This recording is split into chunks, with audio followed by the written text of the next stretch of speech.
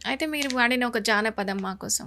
ఖచ్చితంగా నేను చాలా పాటలే పాడాను. కానీ ఇక మామూలుగా అందరి ఆచరణలో ఉన్నటువంటి పాట. హ్మ్. ఆ తంగేడు చెట్ల కింద ఈర నాగమ్మో నా బాల సింధురమ్మ తనువాలు పోసుకుంద మీర నాగమ్మో నా బాల సింధురమ్మ పరికి ఇప్ప చెట్ల కింద ఈర నాగమ్మో నా బాల సింధురమ్మ తనువాలు పోసుకుంద మీర నాగమ్మో నా బాల సింధురమ్మ తంగేడు చెట్ల కింద ఈర నాగులమ్మో నా బాల సింధురమ్మ తనువాలు పోసుకుంద మీర నాగమ్మో నా బాల సింధురమ్మ ఆ భువనగిరి అంగట్ల ఈర నాగులమ్మో నా బాల సింధురమ్మ నీకు బొట్టు సీసకొని వెడతా ఈర నాగమ్మో నా బాల సింధురమ్మ బొట్టు దిద్దుకోవే పిల్ల ఈర నాగులమ్మో నా బాల సింధురమ్మ ఆ బుగులోని జాతరకు పోదాం ఈర నాగులమ్మో నా బాల సింధురమ్మ.